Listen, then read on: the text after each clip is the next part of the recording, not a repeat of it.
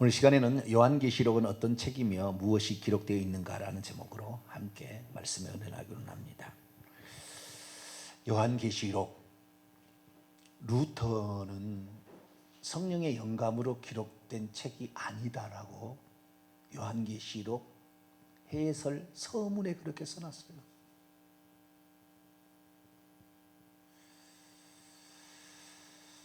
야고보서는 지푸라기 서신으로서 사도적 저작이 아니다, 그렇게 루터가 썼단 말이죠. 그 우리의 믿음의 선배가 그런 얘기를 한 거예요. 종교개혁자의 대부가. 근데 지금 종교개혁으로 돌아가자, 종교개혁으로 돌아가자. 그럼 야고보서를 빼야 되고 요한계시록을 빼야 돼요. 야고보서 요한계시록만큼 구원론의 중요한 한 파트가, 한 부분이 빠져버리는 거예요. 송두리째. 그러니까 우리는 종교개혁의 시대로 돌아가는 것이 아니라 사도들의 시대, 할렐루야, 성경에 기록됐던 사도들의 신앙으로 돌아가야 되는 거예요. 그것이 오리지널인 것이지, 종교개혁 그때 가면 안 되는 거예요. 그들은 몰랐던 거예요. 루터가 처음에 종교개혁할 때는요, 비텐베르크 성당에 못을 박아서 95개조 반박문을 로마 교황에게 보냈는데, 95개조 반박문에 약 11%가 회개하라고 돼 있다고요. 회개가 중요하다고. 그러나 그로부터 26년인가요? 뒤에 칼빈이 나와가지고 이 종교개혁이 다른 데로 흘러가 버렸어요. 그래가지고 루터는 조용히 해버려. 나중에 회개 얘기 안 해요. 회개 안 하는 거예요. 처음에는 그렇게 시작했는데. 그래서 회개가 사라져버렸습니다. 이신칭의만 갖고 얘기하지. 지금 이신칭의만 갖고 믿음으로서 의롭다 보니 끝났다는 식으로 이렇게 가는 거예요. 좀 더 나와서 예정론은 이제 가는 것이고. 그래가지고 우리로 하여금 신앙의 경각성을 잃어버리게 만들고, 죄를 짓게 되면은 결국에 예수 믿어도 우상 숭배하고 예수 믿어도 음행하면 지옥 가는데, 그런 얘기를 안 하는 거죠. 예수만 믿으면 천국이다, 이렇게 돼버린 거예요. 그래서 오늘날 문제가 되어 있기 때문에 우리는 요한계시록에 말씀하고 있는 구원론을 봐야 되는 거예요. 왜? 이게 구원의 책의 완성이잖아요, 우리에게 주신. 그래서 요한계시록은 어떻게 사람이 구원받는 것인가? 요한계시록에서는 하나님, 예수님, 성령님을 어떻게 표현하고 있는 것인가? 요한계시록의 완성의 책이니까 이걸 봐야 되는데, 이것을 이단들이 이걸 이용해 먹잖아요. 이단들이 그 얘기는 안 해. 아시겠죠? 구원론 얘기 안 하고, 저기 참다운 구원론 얘기 안 하고, 성부, 성자, 성령 얘기 안 해. 이단들이 완전히 이것을 자기 마음대로 이단을 써먹는 책으로 이것을 쓰니까, 너희들도 잘못 요한계시록 공부하다는 이단에 빠질 수 있어. 그러니까 요한계시록은 거들떠 보지 마. 그런다고 안 볼까요? 몰래 먹는 떡이 맛있고 달죠. 우리 어렸을 때 밥맛이 없잖아요. 밥맛이 없으면 왜 그렇게 됐는지는 모르지만, 우리 집에 뒤에가 이 이불 그 벽장이 있었어요. 그 벽장에다가 콩가루를 딱 빠가지고 거기다 딱 감춰놔. 벽장에 문을 열쇠를 딱 채워요. 그리고 그 밥맛이 없으면은요, 이 쌀밥에다가요 콩가루를 딱 부어가지고 먹으면은요, 기가 막히게 맛있어요. 무엇이죠? 가능한 사람은 알 거예요. 드셔봤습니까? 예. 딱 벽장에다 딱 넣어놓고 딱 이렇게 감춰놓는 거예요. 그래 물 딱 넣어. 못 먹게 하니까 그렇게 그것이 먹고 싶네. 어느 날은 보니까 아버지가 잠깐 실수를 해서 벽장에다가 열쇠를 안 채워놓고 갔어. 이야, 이거 진짜 그 어디서 이게 동그란 의자 갖다가 올려놓고 해가지고 그게 가지고 얼마나 먹는데, 이게 또 표시나면 안 되잖아. 안 먹는 것처럼 조금만 뜯다가 먹는데 얼마나 맛있는지. 몰래 먹는 떡이 맛있어요.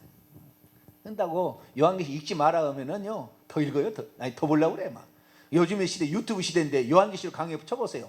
수백 가지 나와요. 엄청나게 많이 나옵니다. 근데 다 들어보세요. 공부를 많이 해보시면 알지만 수천 가지 학설이 있어. 이렇게 보면 다 저 나름대로 다 있어요. 무엇을 따라갈지는 본인이 이제 결정해야 됩니다. 결정이 돼야 되는데, 진짜 구원론의 일각에서 성경을 보고 요한계시록을 보게 되면은 성경 전체가 다 열리게 돼 있어요. 할렐루야. 어느 하나만 만져떨어진 게 아니에요. 그래서 우리가 요한계시록을 많이 이제 읽게 되는데, 읽어도 이 내용을 알아야 우리가 은혜가 되고 또한 이 말씀을 준비할 수 있어서, 그래서 우리가 요한계시록을 이단들이라 쓰는 책으로 그냥 내버리지 말고 우리에게 필요한 신앙생활의 지침서로 잘 활용할 수 있게 되기를 축원합니다. 그러려고 우리에게 성경을 준 거니까. 근데 이걸 알아야 되는 거예요. 근데 좀 어려워. 사실 어렵습니다. 왜 어려운 것이냐? 이 책의 성질이 세 가지입니다. 세 가지. 첫째는 계시서고요, 둘째는 예언서고요, 셋째는 서신입니다. 편지, 서간입니다. 이 세 가지 성질을 가지고 있어요. 세 가지 성질을 가지고 있는데, 세 번째는, 편지는 특별한 성질은 없습니다. 편지를 보낼 때 그 교회의 특수한 상황을 얘기를 해서 그 교회를 얘기하는 것인데, 이런 것들이 오늘날의 우리 교회도 소아시아 7개, 요한계시록 2장 3장은 7개 교회가 나오는데, 그 7개 교회가 오늘날에 어떠한, 내 교회가 어떠한 위치에, 거기 7개의 교회인데 어느 위치에 있는가를 살펴봄으로써 내가 우리 교회는 이런 게 있는데 주님은 요게 단점이라고 책망을 하고 요게 장점이라고 칭찬해 주는구나. 그래서 단점은 보완하고 장점을 살리는 방향으로 나가면 되는 거예요. 서가는. 편지는 그냥 편지 문안 인사가 아니잖아요. 문제가 있어서 편지를 보낸 거예요. 다 데살로니가 전후서, 디모데 전후서 다 어떤 문제가 있어서 그 편지를 보낸 겁니다. 그래서 요한계시록도 마찬가지예요. 편지를 보낼 때는 어떤 목적이 있다 그 말이에요. 목적이. 이 요한계시록의 목적은요, 다 이 편지의 목적은 한 가지예요. 지금 짐승이, 로마 황제 도미시안이 너희들 예수님을, 도미시안 황제가 모든 제국에 있는 백성들한테 자기를 나의 주, 나의 하나님이라고, 주 하나님이라고 고백하게 했습니다. 그런데 그렇게 고백하면 우상숭배잖아요. 우상숭배하는 자는 지옥에 떨어진다고 요한계시록 10장 8절에 22장에 나오잖아요. 그래서 그게 아니로 우리가 믿어야 될 하나님은, 우리가 따라야 될 주님과 하나님은 오직 한 분 하나님, 할렐루야, 한 분 하나님이니까 그것을 믿고 따라가니 너희들이 핍박을 받는다고 해서 거기에서 굴에서 번복을 하든가 배신을 하든가 배반을 하게 된다면 너희들은 불과 유황으로 타는 못에 던져질 수밖에 없다. 그러니 어떤 어려움이 처한다 할지라도, 이 환난 가운데 처한다 할지라도 절대 두려워하지 말고, 절대 두려워하지 말고 반드시 이 하나님께서 악을 심판하시고 너희들을 구원할 거니까, 너희들이 핍박을 당하고 어려움을 당해도 두려워하지 말고 너희들의 목숨을 하나님께 맡기고 가게 된다면 하나님이 지키실 건 지키시고 순교함을 순교할 거니까 너희들 그 죽음 앞에서 두려워하지 마라. 그 위로하고 격려하려고 이 편지를 쓴 거예요. 아시겠죠? 이거 편지 서간의 특징. 이게 그 교회의 특수한 상황과 그 다음에 그 상황 가운데서 우리에게, 이 상황은 간단한 거예요. 핍박과 이 환난 가운데서 흔들지 말고 끝까지 예수님만 믿고 승리하라. 뭐 그런 내용이 편지의 특징입니다. 이 편지는 누가 쓴다 나와야 돼요. 누가 쓴다고 나와야 되는 거 아시겠죠? 누구에게 쓴다 이게 나와야 되는 거예요. 여기 보면은 누가 누구에게 쓰는 거예요? 요한이 7개 교회에게 쓴 거예요. 아시겠죠? 근데 요한이 7개 교회에 쓰는데 요한이 스스로 쓴 게 아니라 예수님이 나타나 가지고 쓰라고 한 거예요. 자, 1장 1절 읽어봅시다. 1절 시작. 예수 그리스도의 계시라. 이는 하나님이 그에게 주사 반드시 속히 일어날 일들을 그의 종들에게 보이시려고 그의 천사를 그의 종 요한에게 보내어 알게 하신 것이라. 아멘. 여기에 계시가요, 하나님이 그에게, 그는 누굴까요? 자, 하나님이 그에게 주사 반드시 속히 일어날 일들을 그의 종들에게 그의 종들은 누구고? 그의 천사는 나오고요. 그의 천사를 그의 종 요한에게 보내어 알게 하신 것이라. 사도 요한이 쓰고 싶어 쓴 게 아니라 쓰라고 해서, 보내라고 해서 이렇게 보낸 거예요. 자, 그러면 좀 더 보도록 하죠. 자, 19절 1장 19절 보겠습니다. 이것을 쓰라고 해서 쓴 거예요. 그냥 내가 쓰고 싶은, 자, 마태, 마가, 누가, 요한은 자기가 쓰고 싶어서 썼습니다. 이건 남겨둬야지. 주님의 말씀을, 주님이 오시지 않는데 구전으로 전하는데 다 막 왔다 갔다 하잖아요. 오늘 여기 전해버려서 그 다음 또 3대 가면은 틀려버려. 그러니까 뭔가 남겨서 이 예수님 말씀을 듣게 해야 되겠다 해서 마태, 마가, 누가, 요한은 이게 필요에 따라서 쓴 거라 그 말이죠. 물론 성령의 감동이죠. 성령의 감동이 아니면 쓸 수 없어요. 썼으나 사도 요한이 쓰게 된 건 내가 쓰고 싶다 하는 것이 아니라 주님께서 말씀하신 거예요. 자, 19절로 20절 읽겠습니다. 시작.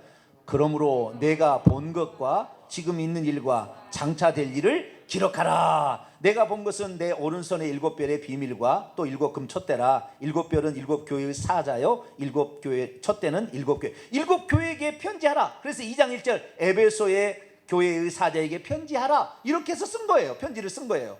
그래서 사도 요한이 7교회에게 쓰기를 썼으나 자기 쓰고 싶어 쓴 게 아니라 하나님께서 먼저 1장 1절 하나님이 그에게 주었어요. 그는 예수 그리스도겠죠. 하나님이 그에게 줬어요. 예수 그리스도에게 줬어요. 그 예수 그리스도에게 준 것을 알게 하기 위해서 예수 그리스도께서 그래서 사도 요한을 불러다가 환상을 보여줍니다. 환상을 천국에 데려갑니다. 4장 1절에 가면 천국에 데려가거든요. 데려가가지고 천국의 모습을 보여주고 미래에 되어질 일을 막 보여주세요. 그리고 그 다음에 천사를 보내가지고 천사가 옆에서 설명을 해줘요. 이렇게 얘기를 해주고. 그래서 그 천사를 또 했는데, 그래서 그의 종들이라는 것은 성도들이겠죠. 그래서 하나님께서 예수 그리스도에게 준 계시를 사도 요한에게 보여주고 천사를 통해서 말하게 하고, 그래서 그의 종들 교회에 이 사실을 전하라고 이 편지를 쓰게 한 거죠. 그래서 이 편지를 썼습니다. 그래서 이 편지인데요, 그래서 편지라는 것은 발신자가 있고 수신자가 있고 내용이 있죠. 내용은 아까 뭐예요? 환난 가운데 절대 두려워하지 말고 너희들이 끝까지 믿음을 지키면 새 하늘과 새 땅의 주인공이 된다. 할렐루야. 그 내용이에요. 그 내용. 한마디로 딱 요약하면 그런 내용이에요. 이게 편지였고요. 첫 번째는 뭐예요? 계시서라고 그랬죠. 두 번째는 예언서라고 그랬습니다. 계시서라고 하는 것은 1장 1절에 첫 번째 예수 그리스도의 계시라. 계시라는 것은 보이지 않은 것을 드러내는 겁니다. 그래서 이 보이지 않는 걸 드러내는데 요한계시록은 이 계시서기 때문에 상징이 엄청 많이 나오는 거예요. 우리가 뭘 가르쳐 주는데 다 설명할 수는 없어요. 그러나 예를 들어서 요한계시록 12장에 가게는 해를 옷 입은 한 여자가 있어요. 발을 밟고 있어요. 해를 옷 입고 그 다음에 이 12별의 별로 면류관을 쓰고 있습니다. 이 여자가 애써서 막 배가 아파가지고 막 이렇게 하는데 애를 낳으려고 그래. 근데 그 옆에 보니까 빨간 붉은 용이 이빨 7뿔과 7머리와 10뿔을 가진 붉은 용이 쫙 있다가 얘만 나오면 얘를 잡아보려고 입을 벌리고 있어요. 그런데 이 여자가 얘를 낳자마자 그 여자가 얘 낳은 애가 사내아이였는데 사내아이가 쑥 하늘로 올라가 버리네. 이놈을 잡아먹으려고 용이 쭉 이렇게 있었는데 사내아이가 쑥을, 아이고 어떡하지? 안 되겠다. 저 여자를 없애야지. 애를 더 못 낳겠구나. 이 사내아이는요 첫열매인 예수 그리스도예요. 그 다음부터 이기는 자가 나와요. 예수님의 동생들이 나와. 그러니까 이 여자를 없애야 되겠다. 이 여자를 그냥 잡아 죽이려 하니까 하나님께서 독수리를 보내가지고 독수리 날개를 타가지고 광야로 도망을 치는 거예요. 광야, 이 여자가 도망을 치는 거예요. 도망을 치니까 이 여자를 죽여야 되겠다고 용이 따라가다가 물을 그냥 막 보니까요 이 땅에 입을 벌려서 물이 딱 삼켜서 이 여자를 보여주네. 이런 것이 계시예요. 꿈, 환상, 계시들. 뭔 말인지 알겠어요? 설명을 하면 우리가 알죠. 할렐루야. 설명을 안 해주면 이게 뭔지 몰라. 그러니까 이것을 설명하기 위해서 갖가지 해석이 나와요. 갖가지 해석이 나오는데 어떻게 하면 이단이 되고 어떻게 하면 정통이 되느냐. 이단은 자기 나름대로 설명한 것이 이단이 되는 것이고요. 정통은 예수님과 사도들이 해석하는 방식으로 하시면 정통이 되는 거예요. 그러니까 예수님과 사도들이 어떻게 이 성경을 과거에 기록된 것을 해석했느냐를 자세히 살펴보게 되면 이 말씀이 여기에 이렇게 나왔구나, 그리고 이렇게 해석을 했구나라는 걸 따라가지고 해석해야 우리는 이단에 안 빠지는 거예요. 제가 하는 요한계시록 강의 52주 강의를 해놨는데 이 얘기를 들으면 들을수록 선명해져.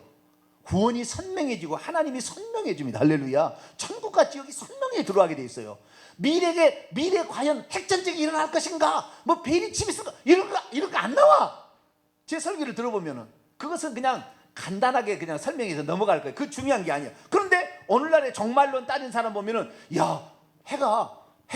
달이 블러드문, 빨간 이 달이 뜨게 되면 주님이 오신단다. 그래서 올해가 빨간 달이 뜬 올해가 원년이다. 올해가 그래도 맨날 여수고 있는데 빨간 달이 떴긴 떴는데 그냥 지나가. 이상하다. 지금 그래 속고 있는 거예요. 그게 중요한 게 아니에요. 그게 중요한 게 아니에요. 이건 계시기 때문에 이 계시는 뭐냐면 결국 뭐냐면 하나님이 누군 것을 보여주는 겁니다. 어떻게 천국에 들어가는 걸 알려주는 거예요. 이것이 계신 거예요. 다른 게 아니라 미래에 되어질 일이 어떤 것이 일어나느냐 이걸 보여주려고 하는 것이 아니라 어떻게 해야 네가 구원을 받느냐, 그 구원을 주신 하나님이 누구냐 이런 것을 보여주는 것이 계신 거예요. 할렐루야. 그래서 그 하나님이 누구고 어떻게 구원을 받는지를 우리가 이 과정을 통해서 일곱 교회가 어떻게 이렇게 구원을 받게 되었는지, 짐승 가운데 어떤 핍박 가운데 그걸 견뎌내서 이겨냈는지 이런 것을 봐야지 미래에 되어질 무슨 일에 관한 관심을 가지고 이렇게 하면 안 되는 거예요. 이게 계시서예요. 계시서기 때문에 사실은 해석하기가 쉽지 않아요. 이걸 해석하려면 구약에 능통해야 돼요. 구약에. 왜냐하면 이 상징들의 70에서 80%를 구약에 있는 걸 가져왔어요. 다 구약에 있는 가져왔습니다. 그렇기 때문에 이 해와 달과 12별은 창세기에 나와요. 요셉의 꿈에 나오면 요셉의 꿈에 어머니와 아버지가 그 다음에 그 형제들이 자기 절하는 꿈을 꿔요. 해와 달과 별들이 이렇게 절하는 꿈을 꿉니다. 다 이것이 장차 하나님의 백성 이스라엘 야곱이라는 하나님의 백성이 시작 아닙니까? 나는 야곱의 하나님, 이스라엘의 하나님이 지금도 이스라엘이라고 그러잖아. 이스라엘의 그 태동이 야곱으로부터 시작됐거든요. 그래서 그것이 무엇을 얘기하는지를 우리는 구약 성경을 다 이해하고 있어야만이 이 성경을 이해할 수 있어요. 요한계시록 13장 보면 바다에서 올라오는 짐승이 나오고 땅에서 올라오는 짐승이 나오는데 바다에서 올라오는 짐승은 아주 흉악한 아주 그냥 넷째 짐승이에요. 땅에서 올라온 짐승은 어린 양같이 생겼어요. 근데 이 넷째 짐승은 이 바벨론, 메데와 페르시아, 헬라, 그 다음에 로마인데 로마 제국을 지칭한다고 다니엘서 7장에 그 환상의 동물들이 다 나옵니다. 사자, 표범, 곰, 그 다음에 넷째 아주 무서운 짐승이 나와. 그게 다니엘서 7장에 나오거든요. 그러니까 구약 성경에 이걸 다 이해하고 있어야 이 계시가 무슨 의미인지를 알 수가 있어요. 그래서 신구약 성경을 다 이걸 꿰뚫은 사람이 이 얘기를 하게 될 때 아 그렇구나 라는 사실을 알 수 있죠. 그래서 계시라는 것은 제가 봤을 때 구약 성경을 능통하고 있는 것, 구약 성경 가운데 꿈을 잘 꾼 사람이 누구죠? 요셉의 이 얘기를 알아야 돼요. 요한계시록 풀려면. 그 다음에 다니엘은 꿈과 몽조를 해석할 수 있는 능력이 다른 사람보다 뛰어나더라 그러잖아요. 그래서 다니엘이 이런 형격한 이런 그 다니엘서가 구약 성경 가운데 가장 중요한 요한계시록 해석의 포인트입니다. 다니엘서 알아야 되고요, 에스겔 알아야 되고, 이사야 알아야 됩니다. 미가야 선지자 알아야 되고, 스가랴 알아야 됩니다. 예레미야도 보충으로 들어가고요. 그래서 엄청난 많은 구약 성경이 이렇게 들어오게 되는데 그런 것을 알고 있을 때 계시를 해석할 수 있는 거죠. 그런데 이만이나 이런 사람들은 구약 성경을 한마디도 얘기 않고요, 자기 나름대로 해석을 해버려. 자기 나름대로 해석을 해버려. 자기가 메시아인 것이 3년 반인데 자기가 이만희가 과거에 3년 반 동안 누구에게 해를 입었대. 그것을 3년 반의 고통이라고 해석을 하고 있어. 이만희가 살아온 3년 반의 고통 가운데 저 안상웅이가 3년 반 누구한테 핍박을 받았대. 자기 복음 자기가 막 이렇게 엉뚱하게 성경을 푼 것을 가지고 누가 자기를 괴롭혔대. 그 3년 반 동안 그렇게 참아내서 이기는 자가 됐대. 그러니까 여러분도 이기는 자가 되라고. 저 이긴 자가 이만희라고. 저 이긴 자가 안상홍이라고. 저라고 있는 게 저기 말도 안 돼. 너무 허무맹랑해 갔어. 동방에서 그런 안 나와. 대한민국 사람이 그런 사람 안 나온다니까요. 그런데 자기는 두 감람나무래. 하여간 나는 읽을 수가 없어서 도저히 해석이 이만이나 안상홍이나 뭐 이런 사람이 해석하고 보면 말이 안 되는 얘기야. 말이야. 왜? 구약 성경에 가져와야 되고 사도들이 해석한 거 예수님이 말씀하신 걸 각오해야 되는데 그렇게 하지 않으니까 계시가 틀려버리는 거예요. 그래서 제가 했던 이런 요한계시록 52절 보면 전부 성경에서 다 가져왔습니다. 그리고 사도들과 예수님이 했던 걸 가지고 근거를 풀었으니까 충분히 이것을 보시게 되면 상식이 될 수 있다. 할렐루야. 다 상식이 된다라는 사실을 아시기 바라고요. 세 번째입니다. 1장 3절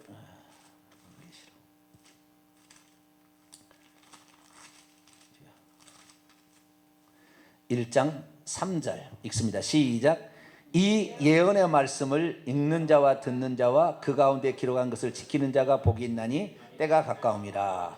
처음에는 편지를 쓰라고 해서 편지 쓴 거예요. 그래서 서신서고 예수님의 계시를 보여준 거라. 하나님이 예수님에게 보내준 거, 어린 양에게 보여준 거. 그래서 5장부터는 이제 그 하나님 오른손에 나오는 두름 마리를 이렇게 열잖아요. 어린 양이. 그래서 예수님의 가르쳐준 계시예요. 계시다 그랬고요. 이제 이거 세 번째는 속성은 예언의 말씀이라. 무슨 말씀? 예언의 말씀. 자, 예언의 말씀의 키포인트는 뭐냐? 예언은 아직 일어나지 않은 걸 얘기해야 되는 거잖아요. 그죠? 예언이니까 일어나지 않는 걸 얘기해야 돼요. 그래서 1장 19절 다시 봅니다. 1장 19절 시작. 그러므로 내가 본 것과 지금 있는 일과 장차 될 일을 기록하라. 이것이 예언이에요. 장차 될 일. 내가 본 것은 1장입니다. 지금 10절 보니까 주의 날에 나팔소리 같은 큰 음성이 들었는데 일곱 금 촛대에 다니시는 13절 인자 같은 이가 나타나가지고 그에게 편지를 쓰라 이렇게 얘기한 거예요. 그래서 지금 네가 본 것은 1장의 말입니다. 1장. 그 다음에 지금 있는 일은 뭐냐? 지금 있는 일은 이제 2장 3장에 이거 쓰라 한 거예요. 지금 있는 일 2장 3장 당시에 있는 7개 교회이고요. 그 다음에 장차될 일은 4장부터 22장까지 이 내용이 장차될 일입니다. 그래서 장차될 일 이런 것을 쓰라 얘기한 거예요. 그래서 이건 예언서도 예언서. 그런데 예언서를 어떻게 생각하느냐? 미래에 무슨 일이 날 것인가가 중요한 것이 아니라 이게 중요한 게 아니에요. 미래에 무슨 일이 날 게 중요한 게 아니라 이걸 통하여서 하나님은 누구시고 우리를 어떻게 구원하시는가를 발견해야 되는 거예요. 이스라엘 민족이 구약에도 선지자가 있었어요. 선지자가 있었는데 그 선지자가 하는 것은 딱 두 가지만 하는 거예요. 하나는 미래에 하나님께서 너희들을 구원하러 메시아는 이런 자가 올 것이다. 350까지 예언을 했습니다. 그리고 이 메시아를 받아들여서 구원을 하려면 너희들이 죄를 회개해야 된다. 죄를 회개해야 된다. 딱 두 가지인 거예요. 미래에 오실 메시아는 이런 존재다. 너희들 회개하라. 이 두 가지가 바로 구약의 선지자의 특징입니다. 아시겠죠? 근데 선지자가 언제 끝납니까? 자, 마태복음 11장 끝났어요. 끝났어. 마태복음 11장. 마태복음 11장 13절. 마태복음 11장 13절 읽습니다. 시작. 모든 선지자 율법이 예언한 것은 요한까지니. 세례 요한으로 선지자가 끝났어요. 더 이상 선지자 사역이 필요 없는 겁니다. 왜? 오실 메시아를 다 해갔다가 세례 요한이 이분이 메시아입니다. 끝난 거지 이제. 그동안에는 올 거다 했는데 이분입니다 한 사람 누구예요? 세례 요한이야. 그러니까 세례 요한까지 예언은 끝난 거예요. 구약의 율법은 상징을 가리키는 것이고 예언은 실제인 겁니다. 베들레헴에서 태어난다, 낙이 타고 입성한다, 십자가에 못 박힌다, 이런 건 다 이런 거잖아요. 그러나 율법은 상징이라. 십자가에 못 박힌다. 민수기 21장 나무에 달린 자, 나무에 그때 독뱀에 물려간 자가 나무에 달린 자를 보니까 살더라. 상징이에요. 이게 이 모세오경은 상징으로 다 설명하고 있어요. 그러나 예언자들은 직접적으로 처녀에게서 이사야 7장 14 처녀가 탄생한다? 그게 정확히 얘기하는 거 아시겠죠? 이렇게 예수가 하는 거예요. 근데 그것이 이제 진짜 처녀에서 베들레헴에서 태어나서 이 성령으로 잉태되어서 나온다. 그 다음에 갈릴리에서 이사야 9장 1절부터 갈릴리에서 사역할 거다. 갈릴리 사역하지. 그 다음에 스가랴서 9장에 낙이 타고 입성한다. 은 30에 팔린다. 십자가에 못 박힌다. 목마르다 한다. 시편 22편. 뭐 이런 쭉 구약 성경에 예언이 다 있어요. 그래서 예수님께서 350가지의 구약 성경 예언을 예수님이 3년 반의 공생을 다 이룬 거예요. 물론 그 전에도 태어날 때도 하지만 3년 반에 중점적으로 그 사역을 다 이루어서 다 이루었다. It is finished. It is accomplished.입니다. 구약 성경에 예언된 걸 내가 다 이루었다. 라고 죽었어요. 그래서 우리가 예수 그리스도를 구세주로 믿는 것이지 어느 날 이만희가 내가 재림 예수야. 내가 보혜사 성령이야. 나를 믿어야지. 그러면은 내가 두 감남 나오고 내가 두 증인이니까 나를 믿으라 그러면 말이 안 되잖아요. 예수님께서 하나님께서 육체를 두 번 입을 이유가 육체를 입고 두 번째 육체를 입고 올 필요가 완전한 제사 속죄에서 끝내버렸는데 무슨 육체를 또 입어요. 육체를 입고 와서 지금 사람이다. 만약 지금 사람이 지금 내가 재림 예수다 100% 가짜지. 그것은 다 이루어버렸으니까. 그래서 선지자는 끝났습니다. 그럼에도 불구하고 왜 선지자가 필요하느냐? 이 선지자는 뭐냐면 두 가지입니다. 회개하라는 외치는 것은 계속 가는 거예요. 회개하라. 우상숭배의 죄, 음행하는 죄, 회개하는 것도 똑같아요. 두 번째는 오신 예수를 말해주는 거예요. 이제 선지자는 더 이상 미래 것이 없어요. 오신 예수를 말해주는 겁니다. 그래서 요한계시 11장에 보면은 두 선지자가 나옵니다. 두 선지자가. 이 두 선지자도 오신 예수를 외치고 회개하라고 외치는 것이지 미래 일을 외치는 게 아닙니다. 그렇게 아니라고요. 그러니까 그것을 착각한 사람은 미래 일을, 그래가지고 지금도요 예언 사역 하는데 보면은 당신은 어떤 여자하고 결혼해 이렇게 예언이 나옵니다. 그 여자하고 결혼해야 되겠어요? 말아야 되겠어요? 노란 옷을 입은 아가씨하고 결혼을 하라고 그래. 그럼 노란 옷을 입은 아가씨하고 결혼해야 될까 말아야 될까요?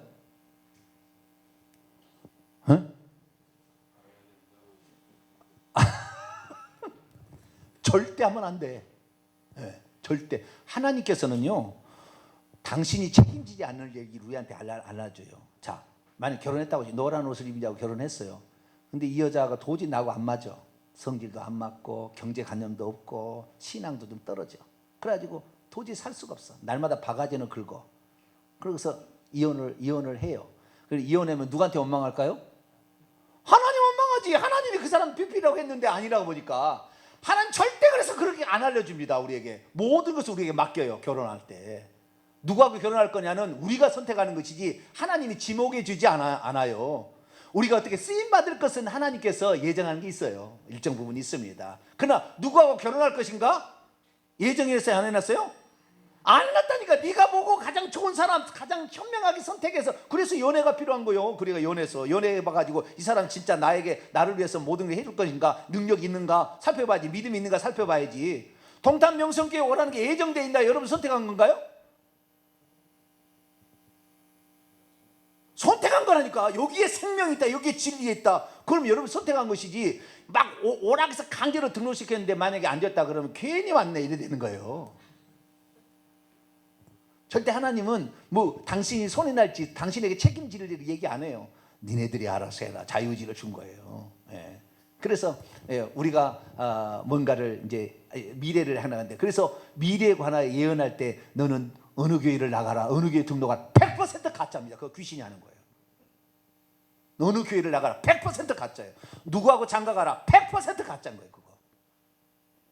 그렇게 했더니 안 좋아졌으면 틀림없이 하나님을 욕할 거니까. 하나님은 그런 일을 하지 않아요. 절대. 그런데도 그것을 예언이라고 지금 하고 있어요.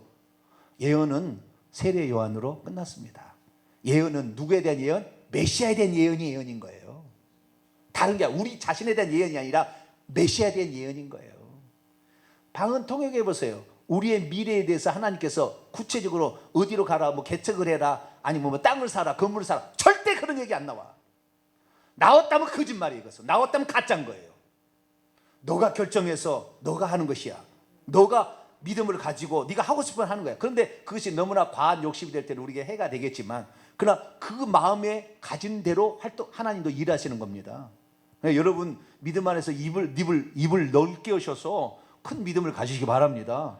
그래야 큰 일을 할 수 있는 거예요. 예. 준비가 중요하다니까. 준비만 되면 하나님이 터뜨리면은 2만 명이 1000만 명이 할 수 있어요. 그 준비가 안 되는 거예요. 왜 준비가 안 되냐면, 준비가 안 돼서 어떤 일을 해서 터뜨려서 큰 일이 터지면 반드시 교만해. 지가 잘나서 한 것처럼 완전히 착각하는 거예요. 반드시 그런 교만함이 딱 드러나게 돼서. 그러면 하나님 마음이 아파. 물론 나를 위해서 헌신했겠지만, 그래서 그는 결국에 지옥에 갈 거거든. 나중에 교만해지면은. 지금 사울왕이 그랬잖아요. 지가 왕이 되니까. 처음에는 부끄럽게 하다가 지가 왕이 되니까 기고만장해서 제사장도 필요 없다, 내가 다 하겠다. 다 하겠다. 자기의 충성된 신복도인데 죽여버리려고 하는 것이고, 아들도 그 편이라고 죽여버리려고 그러고, 이렇게 돼버리는 거예요. 그래도 하나님은 끝까지 그를 살려두려고 했는데, 결국에 안 죽으니까 자기 칼에 찔려서 죽는 비참한 죽음의 그런 현장에 들어가잖아요. 그래서 우리가 준비하는 만큼은 하나님이 더 큰 그릇을 쓰려고 그런 거예요. 이걸 훈련을 통해서 너는 절대 변질되면 안 된다. 내 종으로 쓸 때 너는 그것을 위해서 내가 지금 훈련하고 있는 거야. 그런 거예요. 네 다 시간이 지나면 알아요. 그래서 우리가 준비 기간이 중요하고, 하나님 앞에 딱 하는, 너는 여기까지야 그러면 딱 멈출 수 있어야 돼. 할렐루야. 모세에게 너는 여기까지다 그러면 딱 멈춰야 돼. 다윗에게 너는 성전 지을 수 없어. 너는 여기까지야. 네 아들에게 지어야 돼. 아멘. 그렇게 순종해야지. 아니요, 내가 지금까지 얼마나 많은 걸 준비했는데, 내가 이것을 위해서 했는데, 내가 이거 하나님께 한다고 내 일입니까? 다 하나님 일이지. 그따위로 교만하면 하나님이 끝내는 거예요. 그래서 여기까지다 그러면 딱 그대로 중지. 할렐루야. 예. 우리의 삶도 마찬가지. 우리 동탄명수에 큰 꿈을 꾸고 가지만 여기까지다 그러면 그때 멈춰야 되는 것이지.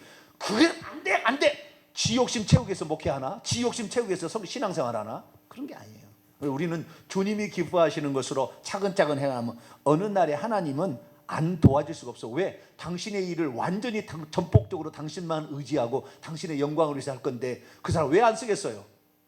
여러분이 그런 부하가 있다, 하늘 밑에 지고 있다고 오직 나만을 위해서 모든 것을 희생하고 바칠 때 그를 얼마나 사랑하. 더 주고 싶어. 할렐루야. 보너스도 주고 싶어. 막 다른 사람 보내가지고 자 안성에 건물 사줘. 할렐루야. 대답이 없으시네. 보너스를 막 주고 싶어. 막 주고 싶어.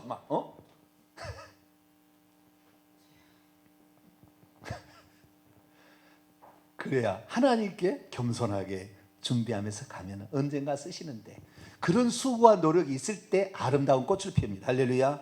추운 겨울을 보리가, 이 추운 겨울을 나야 봄에 이 연그러진 그런 보리 입장을 했는데, 춥지 않은 겨울을 지나면은 그 까칠한 이런 것밖에 안 돼요. 그래가지고 열매가 안 돼. 신비한 것은 고추 나방이 있는데 나방이 힘들겠다. 어떻게 고추를 뚫고 나면 힘들다. 구멍 뻥 뚫어져가지고 나방 나오면은 이건 알을 못 가. 안 돼. 안 되는 거예요. 그 고통과 세월을 견뎌내야 되는 거예요. 할렐루야. 인고의 세월을 견디면서 그 시간을 겸손히, 그래도 뭔가 아무것도 보이지 않아도 주님이 말씀하셨으면 반드시 이룰 것. 할렐루야. 그 뜻은 이루어지고 내가 하나님의 미랄로 쓰임 받으리라 생각하면서 그 일을 날마다 해날 때 어느덧 하나님 그래 됐어 라고 하는 순간이 오는 거예요. 그때 하나님이 들으실 때는 교만하지도 않고 하나님께 쓰임 받으면 오직 하나님께 영광. 할렐루야. 저를 위해서 많이 기도할 때 저 정병진 목사 변질되지 않도록 기도해달라고 해달라고 기도하시길 바랍니다. 우리 목사님은 절대 변질되지 말고 지금이나 성도가 1명이나 10명이나 1000명이나 10,000명이나 되나 상관없이 항상 그 마음 오직 주님 이렇게 갈 수 있게 해달라고 기도를 많이 해주시기 바랍니다. 그래서 예언의 책은 이미 오신 예수 그리스도를 정확히 설명해 줘요. 이 두 증인의 한 역사가 그 역사예요. 우상 숭배하지 마라. 회개하라. 이미 오신 예수님이 바로 우리의 하나님이고 전능자다. 이것을 설명하는 거예요. 그런데 그 예수님이 하신 말씀을 이렇게 해서 구원받는다 설명하는 것을 거꾸로 얘기하면 거짓 선지자가 되는 거예요. 그래서 요한계시록에 3번에 있어서 지옥 간다는 얘기가 나오는데 다 뭐요? 거짓말하는 자는 지옥에 떨어진다고 3번 다 그렇게 딱 나와버려요. 거짓 선지자가 따로 있는 게 아니에요. 지금의 거짓 선지자는 미래의 일을 잘못 맞추는 것을 거짓 선지자라는 것이 아니라 예수님이 하신 일을, 그 다음에 그분이 어떻게 우리를 구원받는다고 하신 얘기를 잘못 얘기하는 것이 거짓 선지자예요. 이세벨 거짓 선지자 뭐요? 우상의 제물을 먹어도 관계없어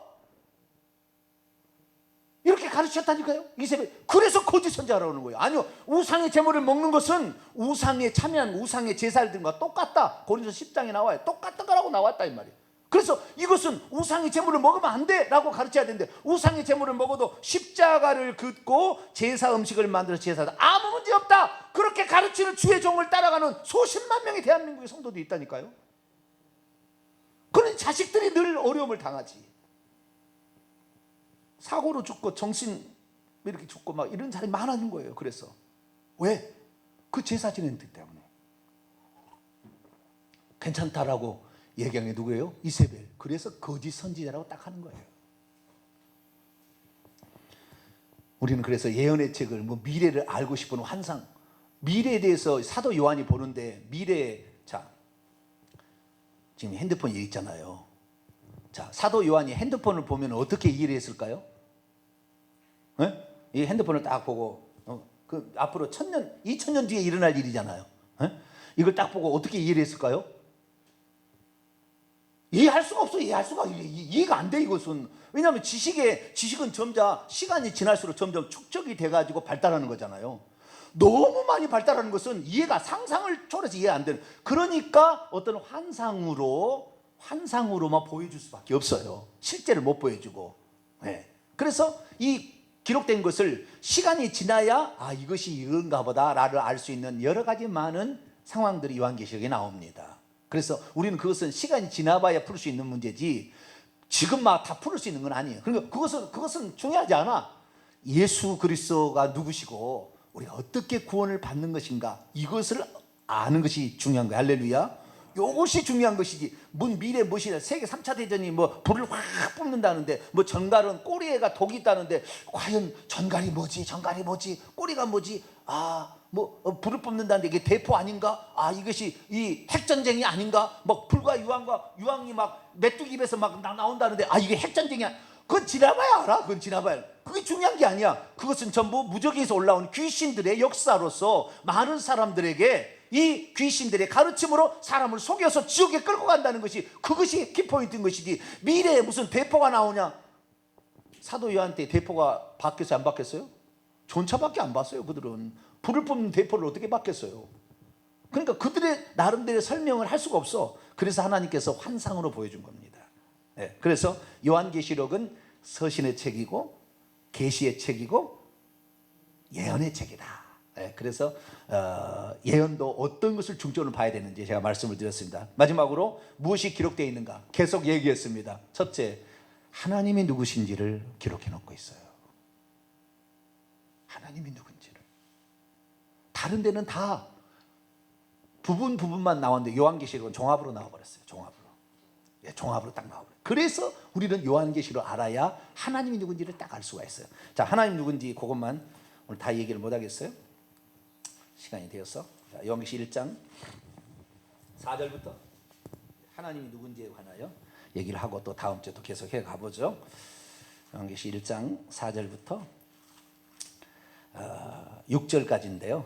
요한은 아시아에 있는 7교회에 편지하는, 여기 편지하라. 편지하라 말이에요. 이래도 계시고 전에도 계셨고 장차 오실 이와 그의 앞에 있는 7영과. 자, 이래도 계시고 전에도 계시고 장차 오실 이분이 누굴까요? 예수 그리스도인가요? 하나님인가요? 아버지인가요? 예수 그리스도일 것 같죠? 근데 그 밑에 보면 아니에요. 그의 보좌 앞에 있는 7영과, 이건 성령의 7영이라니까, 7은 완전한 수니까 성령을 가리키는 것이고, 5절에 보면 예수님이 나와요. 읽습니다. 시작. 또 충성된 증인으로 죽은 자들 가운데서 먼저 나시고 땅의 임금들의 머리가 되신 예수 그리스도로 말미암아 은혜와 평강이 너희에게 있기를 원하노라. 보통 항상 누가 누구에게 편지를 하느니 은혜와 평강이 너희에게 있을지어다. 이게 편지의 대략적인 형태입니다. 그래서 편지 형태를 지니고 있어요. 그럼 여기에서 누구냐, 누가 그러면 편지를 하냐 할 때는 우리는 그냥 예수 그리스도라고 설명하는데, 여기에서는 그 사도 요한이 편지하는 건데, 사도 요한이 소개하신 분이 누구냐, 세 가지로 나온다는 거예요. 이래도 계시고 전에도 장차 오실 이, 두 번째 그의 보좌 앞에 7영, 그 다음에 충성된 증인으로 죽은 자들 가운데서 먼저 나시고 땅의 임금들의 머리가 진 예수 그리스도. 이 세 분, 여기 세 분으로 나온다고 말해요. 세 분으로. 아시겠죠? 세 분으로 나오고 있어요. 그래서 우리가 이 세 분에 대해서 관심을 가져야 되는데, 그럼 세 분이 세 신이냐, 세 신이냐, 아니면 한 분 하나님인데 세 가지 위격으로도 나타났느냐, 여기에서 신론 삼위일체론이 나오는 겁니다. 신론 삼위일체론. 그래서 요한계시록을 볼 때 비로소 우리가 신론에 대한 삼위일체에 대한 정확한 계시를 알 수 있어요. 중요한 건 뭐냐, 이제도 계시고 전에도 계시고 장차 오실 이는 원문에 어떻게 되어 있냐면, 이제도 계시고 전에도 계셨고 이제도 계시고 전에도 계셨고 장차 오실 이는 정확히 어떻게 표현하냐면 이렇게 표현해야 돼요. 8절에 봅니다. 8절 한번 읽습니다. 시작. 주 하나님이 이르시되 나는 알파 오메가라. 이제도 있고 전에도 있었고 장차 올 자요 전능한 자라 하시더라. 여기에 보면은 이제도 계셨고 그 다음에 전에도 계셨던 것이 아니에요. 여기에 보게 되면은 지금도 계셨더니, 그리고 계속 계셨더니 지금도 오고 계시는 이에요. 원문의 뜻은. 그러니까 되게 어렵습니다, 이게. 그러니까 옛날부터 있었고 지금도 있고 지금도 오고 있대요. 장차 오실 리가 아니에요. 미래가 아니에요. 지금도 오고 있는 이에요. 현재 분사 형태입니다. 네. 과거 미완료예요. 지금도 있어 왔고, 지금까지 있어 왔고, 그 다음에 현재, 지금도 있고, 현재 중간때예요. 지금도 스스로 자기를 위해서 오고 있는 이에요. 과거, 현재, 미래가 아니에요. 여기 원문을 보면 과거, 현재, 미래가 안 나온다고요. 예? 과거부터 있어왔고, 근데 미완료, 아직도 끝나지 않았어. 옛날부터 있었는데 아직도 있대요. 지금도 있대요. 그리고 지금도 오고 있대. 지금도 스스로 자기를 위하여, 중간 때 자기를 위하여 스스로 오고 있대. 이렇게 말함으로써 과거, 현재, 미래를 말하는 게 아닙니다, 원문에는. 그러나 우리의 이해를 위해서 번역자가 그렇게 했을 뿐이에요. 그런데 이렇게 얘기하시는 누구냐? 8절에 보니까 주 하나님이라고 나오잖아요. 여기 보니까. 그렇죠? 똑같은 단어를, 문장을 번역만 잘못했을 뿐이지 똑같은 단어인데, 문장인데, 이제도 계시고 전에도 계시 장차 오실 이는 주 하나님이라고 1장 8절에 나오잖아요. 그래서 이 지금 인사를 할 때, 이 그 사도 요한이 편지를 쓰면 인사를 할 때 성부와 성자와 성령의 이름으로 인사한다, 그 말이에요. 쉽게 말하면. 아시겠죠? 그런데 아버지라고 얘기하지 않고 아들이라고 얘기하지는 않아요. 두 번째 특징, 첫째는 뭐예요? 그분을 아버지라고, 이제도 저녁에도 장차 오실 아버지, 그 다음에 충성된 죽은 자를 먼저 나시고 땅의 임금들 모실 때는 아들이라고 얘기하지 않는다는 거. 이 인사에 이게 키포인트예요. 다른 데는 다 아버지와 예수 그리스도로 말미암아 이렇게 나옵니다. 아버지와 아들로 나와요. 그런데 여기서는 아버지라고 안 나온다는 거 특징. 두 번째, 보좌에 앉으시니라고, 이제도 계시고 전에도 계시고 장차 오실 일을 보좌에 앉으신이라고 안 나와요. 보통 사람들이 지금 삼신론, 삼위일체가 다 틀린 건 아니에요. 근데 삼위일체를 잘못 이해하고 있는 사람은 보좌에 앉아 계신 이는 아버지고, 예수님은 보좌 우편에 앉아 계시고, 성령은 이 땅에 와 계시다, 이렇게 지금 믿고 있어요, 보통 사람은. 그런데 여기에서 소개할 때 성부를 보좌에 앉으신다고 얘기 안 했다니까요. 보좌에 앉으신 이가 하나님이에요. 그분이 한 분 하나님. 누구라고요? 보좌에 앉아 계신 이가 한 분 하나님, 그분이 하나님이에요. 근데 그분이 어떻게나 구약에는 자기를 여호와라고 얘기했어요. 오셔가지고 이스라엘 민족에게. 그분이 신약시대는 오셔가지고 아버지가 보내서 왔다 얘기함으로써 아들이라고 얘기를 한 거예요. 그리고 내가 가면 보혜사 성령을 보낸다 얘기한 거예요. 그래서 그 보좌에 앉아 계신 이, 그분이 한 분 하나님이라. 할렐루야. 보좌에 앉아 계시니까 한 분 하나님이요. 그냥 한 분 하나님이, 예수님이 거기 앉을 수 있어요, 없어요? 예수님도 앉을 수 있어요. 하나님이니까, 하나님에서 나온 거니까 하나님이에요. 그렇기 때문에 예수님이 거기 앉아 계세요. 보좌에 앉아 계신 일을 해석을 하게 되면 한 분 하나님이 들어오기 시작합니다. 한 분 하나님이. 그래서 그러면 보좌에 앉아 계신 이가 누구냐? 이것을 우리가 봐야 돼요. 보좌에 앉아 계신 이는 성부만 앉아 있고 성자가 앉아 있고 성령 하나인데, 그것은 그래도 이 보좌에 앉아 계시는 성부가 앉아 있다, 그리고 성자는 안 앉아 있다라고 생각합니다. 삼일체 사람들은 성자는 안 앉아 있다, 성령은 이 땅에 있다, 이렇게 생각하는 건데요. 그러나 성경에 가면은 거기에 성부도 앉아 있고 성자도 앉아 있고 성령도 계시는 거예요, 그 자리에. 이것이 이게 성경이 말하는, 요한계시록이 말하는 하나님이에요. 그런데 천주교에서는 어떻게 만들었느냐? 성부가 하나님 보좌에 앉아 있고 우편에 예수님이 앉아 계시고 좌편에 성령이 앉아 있다고 그림을 그려놨어. 의자를 3개를 갖다 놓고. 천국에는 의자가 3개가 없어요. 의자가 1개밖에 없어. 근데 거기에 누가 앉아 계시냐? 보는 이에 따라서, 또 활동하는 것에 따라, 사회에 따라서 우리는 아버지라고 부를 수도 있고 아들이라고도 부를 수 있고 성령이라도 부를 수 있어요. 근데 성령이라고 부르기는 좀 애매해요. 왜냐하면 성령은 아버지의 영이지 아들의 영이라고 표현되어 있지, 성령이 거기 앉아있다는 말은 한 번도 나오지 않아요. 그러나 성부가 앉아있다라고 얘기하는 것이 있고 성자가 앉아있다고 얘기하는 것이 요한계시록 뒤에 나옵니다. 뒤에는 그렇게 나와요. 성부가 앉아있다, 아버지가 앉아있다, 그 다음에 아들이 앉아있다고 나와요. 그런데 영이 앉아있다고 나오지 않습니다. 그래서 이것은 나중에 칼케도노의 성령을 포함하는 나중에 후대에 이제 그 어쩔 수 없이 이제 추가한 것인데요. 그런데 그것이 어쩔 수 없이 추가한 것인데 이 과정을 잘 이해를 못하니까 그냥 성부, 성자, 성령이 따로따로 앉아있다는 식으로 세계해가지고 삼신론을 만든 것이 삼위일체론의 실수입니다. 실수. 이것을 바로 교정해야 되는데 제가 살아생전에 할 수 있을까? 살아있을 때 과연 할 수 있을까? 우리 교단에서 과연 이걸 받아들 수 있을까? 우리가 열심히 준비해서 우리 교단을, 또 우리 대한민국 성경대로 믿을 수 있도록 한번 바꿔보자고요. 네, 마지막으로 이것만 읽고 마치겠습니다. 요한계시록 21장. 그 보좌에 앉아 계신 이를 아버지라고만 착각하는 사람들을 위하여 이거 하고 마치죠.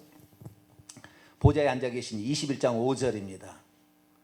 21장 5절 6절 있습니다. 시작. 보좌에 앉으신 이가 이르시되 보라 내가 만물을 새롭게 하노라 하시고 또 이르시되 이 말은 신실하고 참되니 기록하라 하시고 또 내게 말씀하시되 이루었도다. 이루었도다라는 말 속에 뭐 느낌이 오는 게 뭐예요? 예?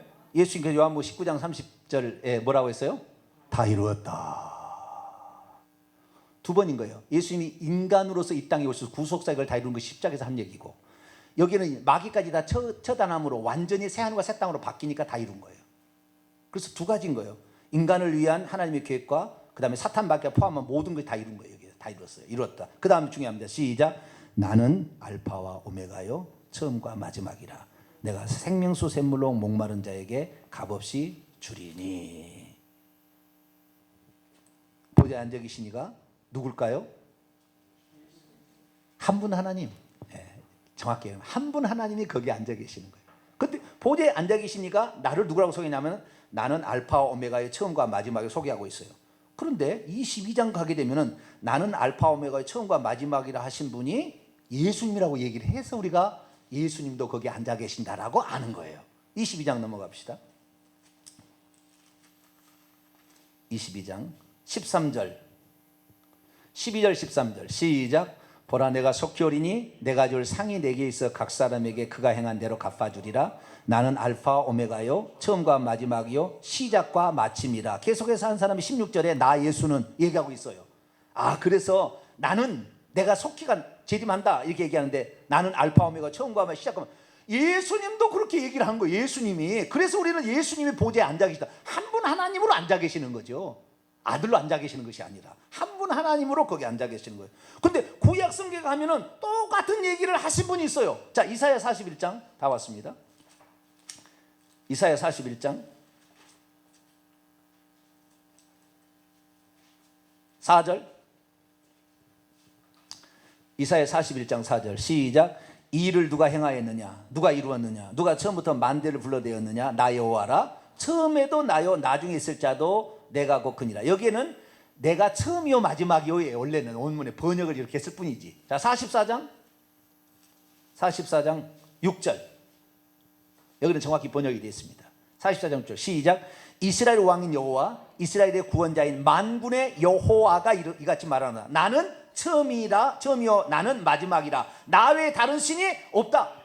여기 구약의 자신을 여호와로 소개하신 분이 나 외에 다른 신이 없대요. 이분이 한 분 하나님인데 구약에 와서 이스라엘 백성이 아직까지 아들이 마음속에 있을 때 나타나지 않았기 때문에 나밖에 없다고 얘기한 거예요. 그러니까 보좌에 앉아 계신 이는 한 분 하나님이 앉아 계신, 할렐루야. 그분이 이 땅에 오셨다 가셨기 때문에 우리는 예수님이 앉아 계셨다고 말하는 것이고, 구약의 이스라엘 입장이면 여호와가 앉아 있다고 얘기를 하는 거예요. 그래서 이사야 6장 1절 보면 여호와가 그 보좌에 높이 들린 보좌에 앉아 있더라. 다니엘 10장이면 그 높이 들린 보좌에 옛적부터 계신 이가 앉아 있더라, 이 얘기를 하는 거예요.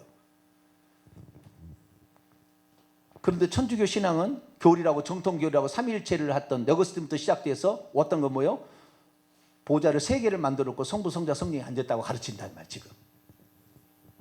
그러니까 세 신이지 결국에. 왜 세 신입니까? 이것이 이 처음에 그 뭡니까 니무로, 세미라미스, 담무스, 요거 바벨론 신이 그대로 이 로마가 그 기독교를 공인하면서 그쪽 종교를 다 받아와 버렸잖아요. 바빌론 종교를 그대로 들어와서 거기에 있는 거예요. 세미라미스 여자가 마리아, 품 안에 있는 담무스는 아들 예수, 남편은 하나님, 니무로 이렇게 얘기하는 거예요. 그대로 들어와 버린 거예요. 그러니까 이방 신의 신관이 기독교에 들어와 있는 거예요 지금. 그 천주교는 그래서 이단이라고 그러는 거예요. 왜? 삼신론을 믿으니까. 거기다 하나 더 들어가서 마리아는 하나님 어머니래. 하나님을 더 높아버려. 그거는 에베소 회의 때 마리아를 하나님의 어머니라고, 데오토토코스라고 딱 정해놔버렸어요. 하나님의 어머니입니까? 예수님의 어머니입니까?